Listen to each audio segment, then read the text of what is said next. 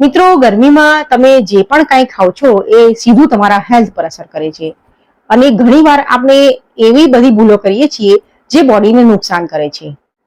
ગરમીમાં બોડીને ઠંડક આપતી વસ્તુઓ ખાવી ખૂબ જ જરૂરી છે.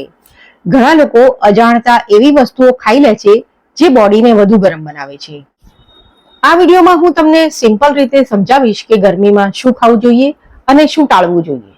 તો વિડીયોના પાર્ટ 1 માં આપણે વાત કરીશું કે શું ખાવું જોઈએ. સૌથી પહેલું, પાણી ભરેલા ફ્રૂટ્સ. તરબૂચ, કાકડી, શક્કરટેટી જેવા ફ્રૂટ્સ બોડીને હાઇડ્રેટ રાખે છે અને અંદરથી ઠંડક આપે છે. બીજું, છાશ.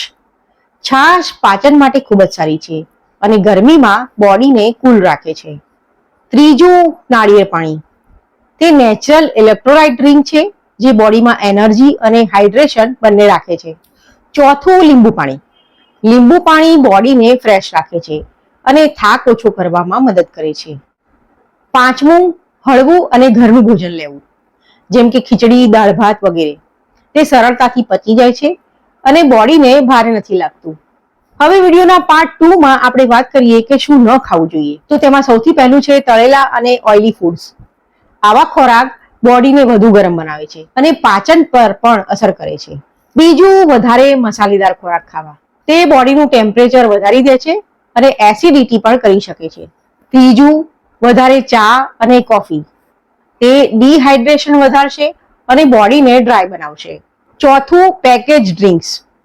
તેમાં શુગર વધારે હોય છે અને તે રિયલ હાઇડ્રેશન પણ નથી આપતા. પાંચમું, ખાલી પેટે ઠંડુ પાણી પીવું.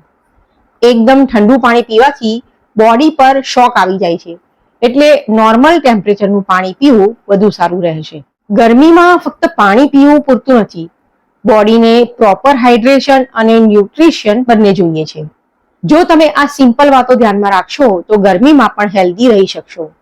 આવી જ યુઝફુલ હેલ્થ ટિપ્સ માટે ચેનલને સબસ્ક્રાઇબ કરવાનું ભૂલશો નહીં. વિડીયો જોવા માટે ખૂબ ખૂબ આભાર. ફરીથી મળીશું, ત્યાં સુધી આવજો.